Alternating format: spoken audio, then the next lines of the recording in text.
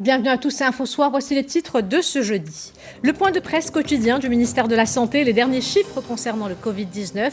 42 nouveaux cas positifs ont été recensés ces dernières 24 heures. Durant ce même intervalle, 217 nouvelles guérisons et un décès ont été enregistrés.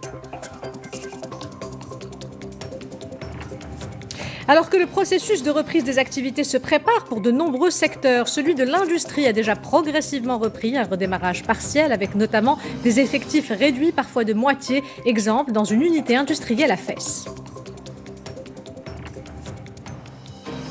Nous irons ensuite en Belgique où plus de 57 000 personnes ont été touchées par le coronavirus, une crise sanitaire mais également économique à laquelle font également face les 600 000 Marocains installés dans ce pays d'Europe.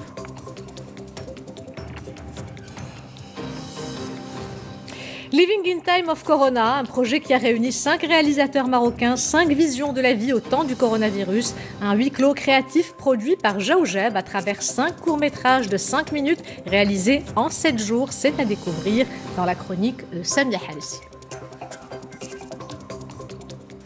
Madame, Monsieur, bonsoir. Une levée de restrictions soumise à des conditions. Après presque 2 mois et demi de fermeture, les propriétaires de cafés et restaurants ont la possibilité de reprendre leur activité à partir de demain, mais ils doivent pour cela respecter des règles sanitaires et de prévention émises par les autorités. Le communiqué publié dans ce sens par le ministère de l'Industrie précise et souligne que cette mesure est valable uniquement pour les services à emporter et la livraison à domicile. Je récapitule donc, les cafés et restaurants sont autorisés à rouvrir à partir de demain, mais uniquement pour les services à emporter et livraison à domicile. Sachez également qu'un protocole a été mis en place pour la gestion du risque de contamination par le Covid-19 dans les lieux de travail. Un communiqué a été publié dans ce sens par le ministère de l'Industrie et celui du Travail. Les lignes directrices préconisées dans ce protocole concernent les différentes mesures de santé et sécurité au travail, et plus précisément celles relatives à la planification et l'organisation du travail, l'hygiène en milieu de travail, la restauration, le transport, l'accès aux locaux de travail, la prise en charge des personnes symptomatiques. Le protocole peut également être consulté sur le site officiel de chaque ministère via les adresses www.mcinet.gov.ma et travail.gov.ma. Sachez également que des guides sectoriels seront publiés tenant compte des spécificités de chacune des activités économiques.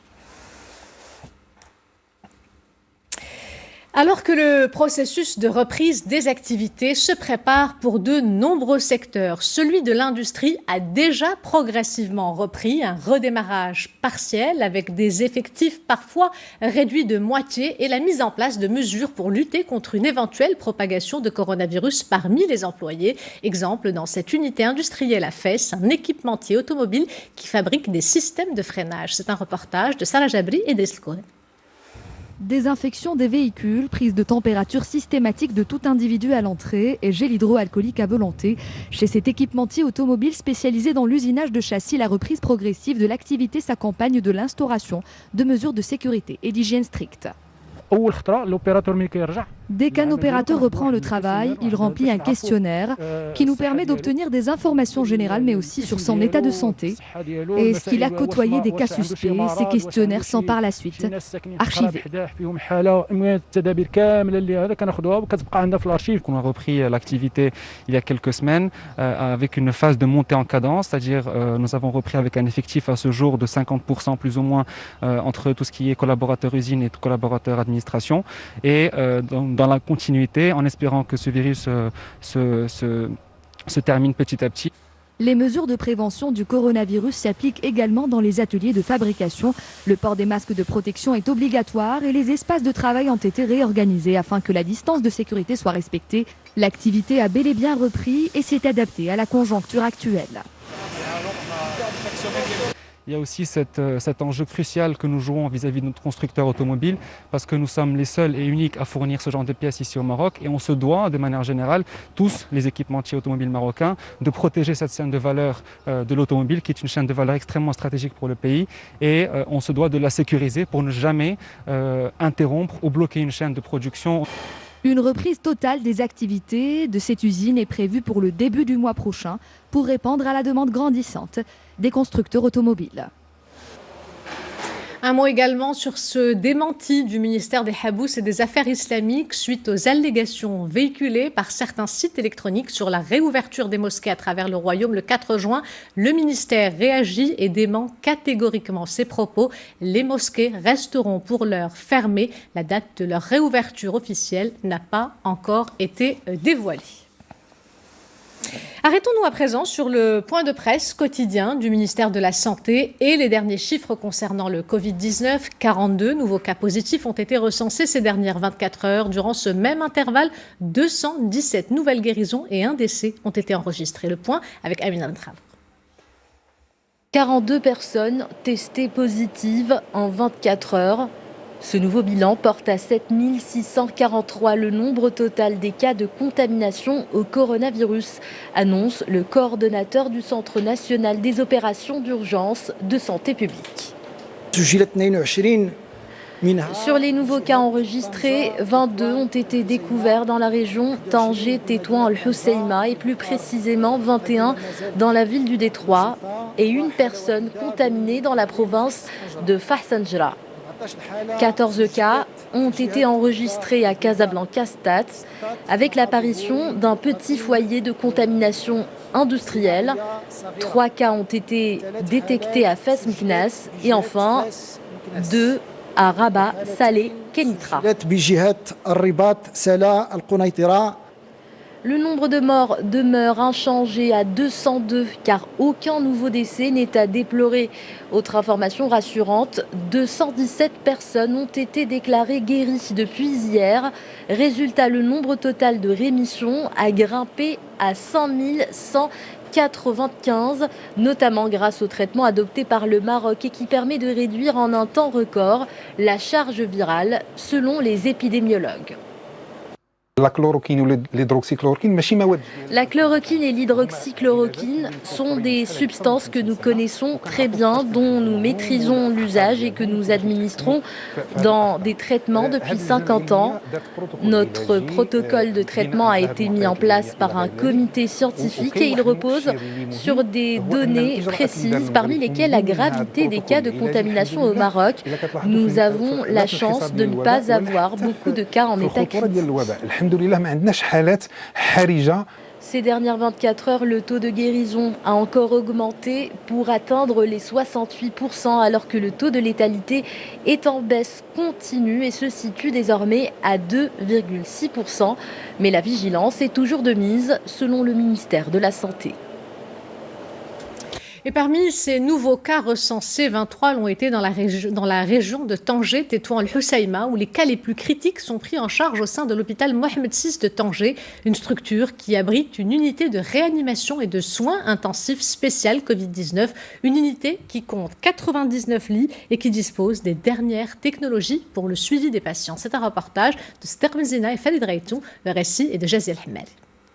Nous sommes à l'hôpital Mohamed VI de Tanger. Cet établissement hospitalier a mis en place, compte tenu de la situation sanitaire, une unité de réanimation et de soins intensifs entièrement dédiée aux malades du nouveau coronavirus.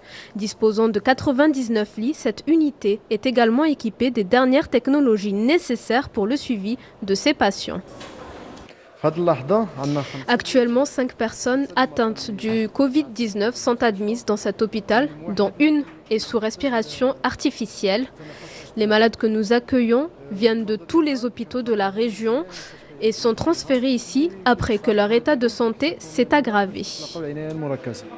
Après l'admission de ces cas confirmés, c'est ici que les patients subissent des examens médicaux plus approfondis et plus poussés.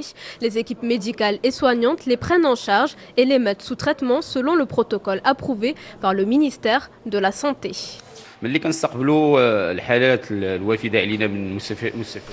Lorsque nous accueillons ces personnes, nous essayons de déterminer et diagnostiquer toutes les maladies chroniques dont elles souffrent grâce à plusieurs analyses pour les soigner dans les meilleures conditions. Pour l'heure, les efforts des staffs médicaux semblent porter leurs fruits puisque la région de Tanger, Tétouan, El Hoceïma a atteint un taux de guérison de plus de 80%, elle qui compte plus de 1000 cas confirmés de Covid-19. Faisons maintenant un point sur les dernières évolutions de la pandémie et les chiffres au niveau mondial. La Russie a passé ce jeudi le seuil des 4000 décès dus au coronavirus. Selon les derniers chiffres officiels, le nombre des contaminations a atteint 379 051, tandis que les cas des patients qui se sont rétablis s'élèvent désormais à plus de 150 993. La principale explication avancée par les autorités russes à ce grand nombre de cas enregistrés officiellement, c'est le très grand nombre de tests effectués depuis la fin du mois d'avril. Près de 6 millions de tests ont été réalisés à ce jour. L'agence Beit Mal Al-Quds Al-Sharif soutient des hôpitaux de la ville sainte. Des kits de prévention, des masques, des produits désinfectants et d'autres équipements médicaux ont été remis au service des urgences, d'isolement et de quarantaine au niveau des hôpitaux d'Al-Quds. Des aides humanitaires ont également été remises. Ces initiatives ont été saluées par plusieurs personnalités palestiniennes qui ont fait part de leurs remerciements à Sa Majesté le roi Mohammed VI, président du comité Al-Quds. C'est un reportage de notre correspondant sur place, Sobhi Abouzid, sur un récit de Jazir Hemari. Al-Quds, comme un peu partout dans le monde, la vie reprend son cours. Plusieurs mesures d'assouplissement ont ainsi été prises. Les portes de la mosquée Al-Aqsa vont rouvrir dès dimanche prochain, après plus de 2 mois de fermeture pour lutter contre le coronavirus, une crise sanitaire durant laquelle les Palestiniens ont pu compter sur le Maroc.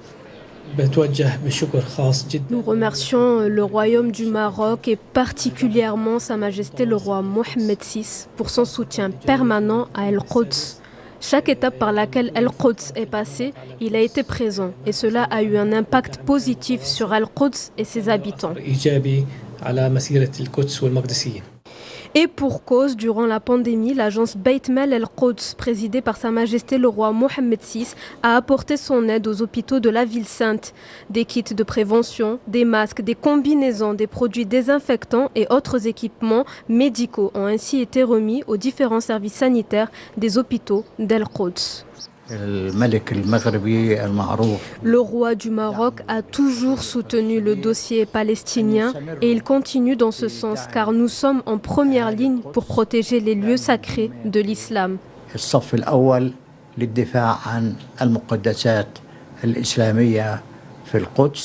Des familles maqdasiennes ont également bénéficié d'aides humanitaires et d'équipements d'enseignement à distance de la part de l'agence Beit Mal Al-Quds, différentes aides qui ont participé au renforcement de la capacité du système de santé de la ville sainte à faire face à la propagation du coronavirus. Suite aux décisions de l'administration Trump de supprimer des aides, notamment celles destinées aux hôpitaux d'Al-Quds, le soutien du Maroc et de Sa Majesté le roi a été bénéfique et a permis aux Palestiniens de rester résistants face à la situation. Depuis le début de l'épidémie, la Palestine a enregistré 614 cas de Covid-19, parmi lesquels 483 ont guéri de la maladie.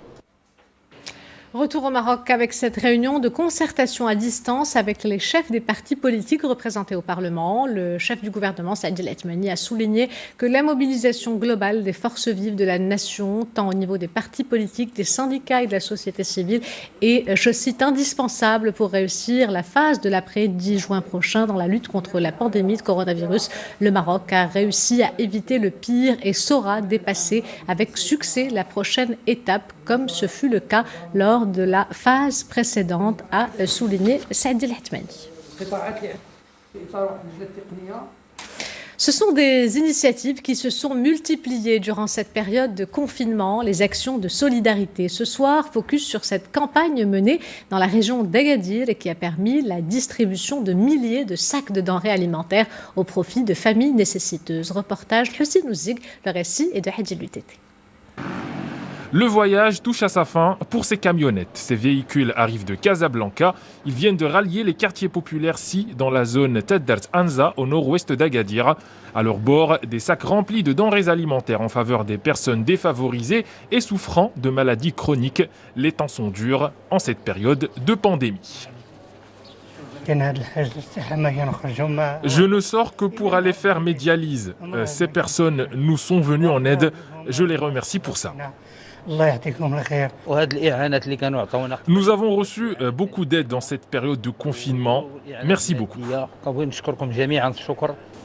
4000, c'est le nombre des sacs qui ont été confectionnés par l'association Maroc Impact. Cette dernière a fait d'une pierre deux coups. Les denrées alimentaires ont été achetées auprès des coopératives avant d'être distribuées. Son originalité et son ingéniosité consistent en son articulation, puisque les sacs ont été sourcés à 100% au profit du tissu coopératif. Donc il s'agit d'une opération de distribution à contribution sociétale, mais c'est avant tout une opération à impact économique pour soutenir le tissu coopératif rural. Plus de 30 bénévoles ont participé à cette action de solidarité qui s'est étalée sur un peu plus de 2 semaines. Son rayonnement s'est illustré à travers plusieurs régions du royaume. Direction à présent la Belgique où plus de 57 000 personnes ont été touchées par le coronavirus, une crise sanitaire mais également économique à laquelle font face également les 600 000 Marocains installés dans ce pays d'Europe. Rita Saha. Des cafés et restaurants vides, ouverts seulement à la livraison. En Belgique, la crise du coronavirus a fortement impacté le secteur. Chaque jour, le tissu Horeca perd d'ailleurs plus de 50 millions d'euros. Pas d'exception à Bruxelles.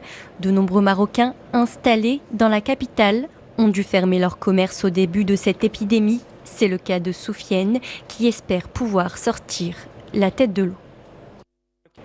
Il y a beaucoup de pertes pour tous les commerces, surtout ceux qui achètent leurs produits à l'étranger, comme par exemple les restaurants halal. Nous sommes très impactés.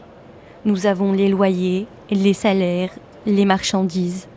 On a des commerçants qui nous interpellent aujourd'hui par rapport à leurs finances. Les caisses sont vides et c'est quand même très très compliqué de pouvoir rien que les écouter. Donc la situation de mois en mois, elle va devenir encore plus difficile parce que à la fin de l'année, on va se rendre compte qu'il y a beaucoup d'entrepreneurs et d'entreprises qui vont aller à la faillite. Hormis les Marocains résidant en Belgique, de nombreux citoyens se sont retrouvés bloqués dans ce pays lors de la fermeture des frontières.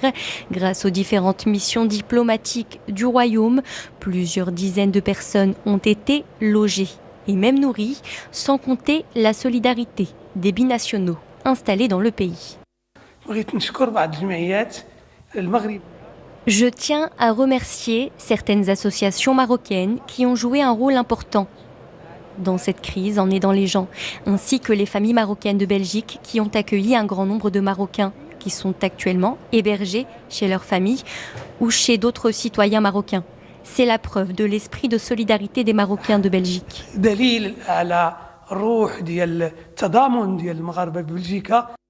Depuis le début de cette pandémie, plus de 57 800 personnes ont été contaminées par le virus en Belgique, avec plus de 9 300 décès, dont une centaine de Marocains.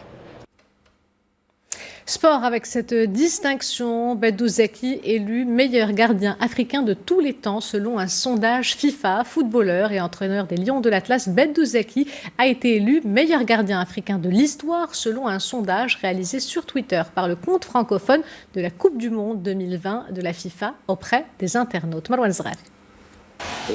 Il nous a éblouis par ses parades dans les années 80. Il nous a redonné espoir à un nouveau sacre africain en 2004. Et aujourd'hui, il est désigné meilleur gardien de but africain de tous les temps. L'ancien portier des Lions de l'Atlas a été préféré aux Camerounais Joseph-Antoine Bell, Thomas Nkono et l'Égyptien Essam Al-Hadri. Bedou Zeki est une légende du football national qui a brillé en tant que gardien de but et entraîneur. Et il est à ce jour un des meilleurs portiers du club espagnol RCD Mallorca.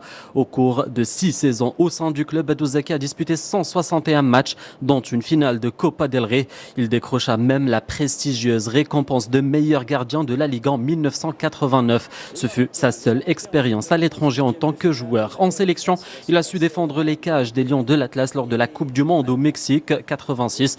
Le Maroc avait créé la surprise en terminant premier de son groupe devant l'Angleterre, le Portugal et la Pologne. Bedou Zeki a porté la casquette d'entraîneur pour la première fois dans les années 90 avant de prendre les rênes de l'équipe nationale A de 2002 à 2005. Une des étapes marquantes de la vie de Badou Zaki puisqu'il a failli remporter la CAN 2004 face à la Tunisie. L'ex-international marocain Badou Zaki est l'un des grands footballeurs de la planète à être statuifié lors de son passage à l'équipe de Majorque où il a été le seul Marocain à être capitaine d'une équipe espagnole. Une statue a été érigée en son honneur dans cette ville où il est devenu une star et restera une légende. Il n'y a que 3 joueurs.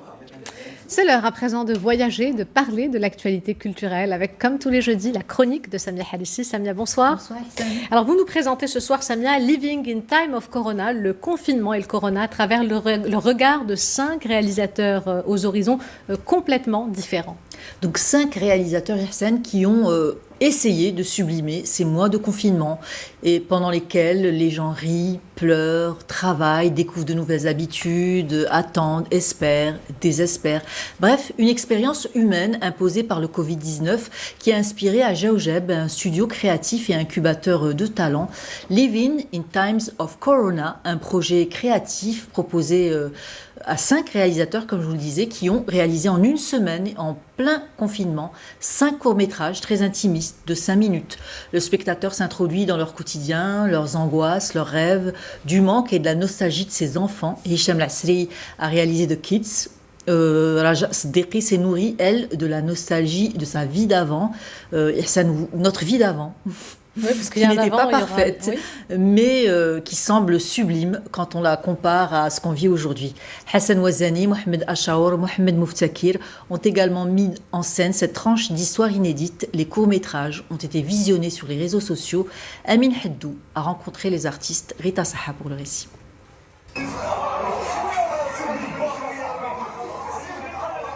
Vous êtes où ?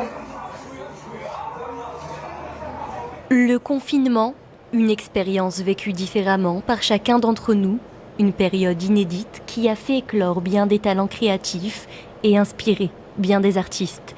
Des tranches de vie à part qui ont incité Jaoujeb, studio créatif et incubateur de talents, à témoigner en images de cette parenthèse sociale et humaine en produisant Living in Times of Corona, vivre au temps du corona. Que chaque scène fait un des... Personne ne comprend pourquoi. On avait envie de documenter cette période très particulière de l'histoire de l'être humain et marocaine aussi à travers le regard d'artistes. On n'avait pas envie de juste produire de nouvelles images de news ou de nouvelles images de divertissement, on avait envie de voir ce que les artistes avaient à en dire, d'autant plus que la démarche de Jaoujeb a toujours été dans la libération de la parole et de créer le lien avec la société marocaine. Et là, ce lien s'était rompu à cause du confinement, on avait envie de le recréer et de susciter de l'émotion chez les gens qui nous suivent et qui vont regarder ces films. Un projet qui a sollicité le talent de 5 réalisateurs aux horizons différents et qui ont partagé leur intimité, leur quotidien et leur histoire en réalisant 5 courts-métrages en 7 jours, un défi qui dépasse les contraintes de temps et d'espace.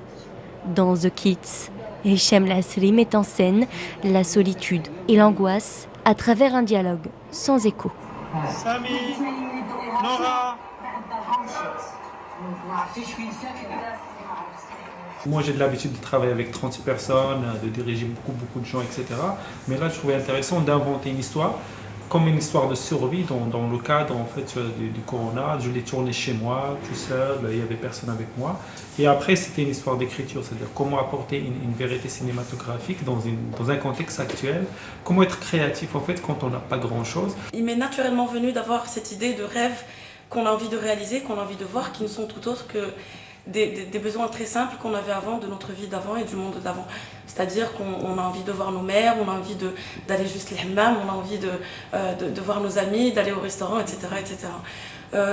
La réalisation s'est faite d'une manière assez spontanée et naturelle, étant donné que c'était réellement ce dont quoi on parlait, ce qu'on espérait à ce moment-là.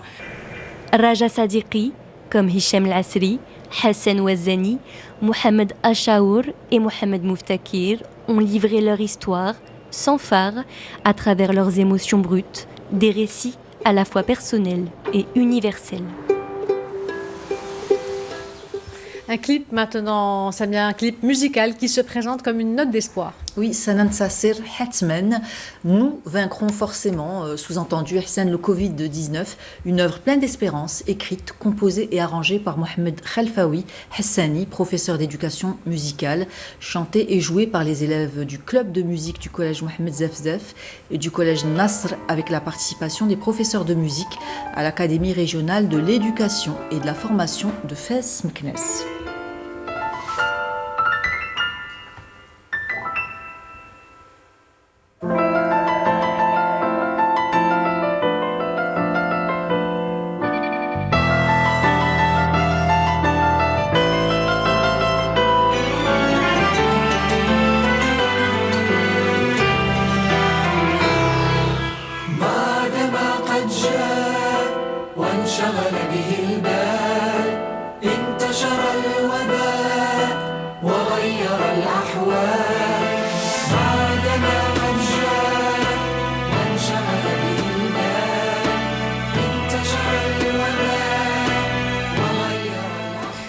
Un autre artiste, Samia, cette fois-ci calligraphe, qui exprime également sa vision de l'ère du temps. Oui, Mohamed Mohsin est artiste peintre et calligraphe et le Covid-19 lui a inspiré Naqifo Muttahidoun, nous restons debout et unis, une belle note d'espoir que je vous propose de découvrir.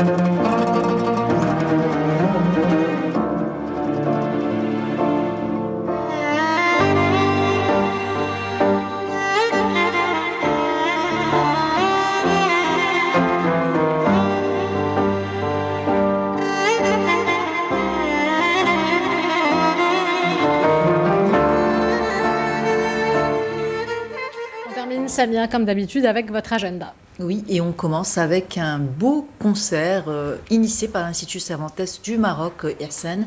Un concert pour fêter Eid al-Fitr qui a réuni 10 artistes des deux rives de la Méditerranée, dont Samira Kadiri et Nabila Ma'an, et que vous pourrez voir et revoir sur la page Facebook de l'Institut Cervantes.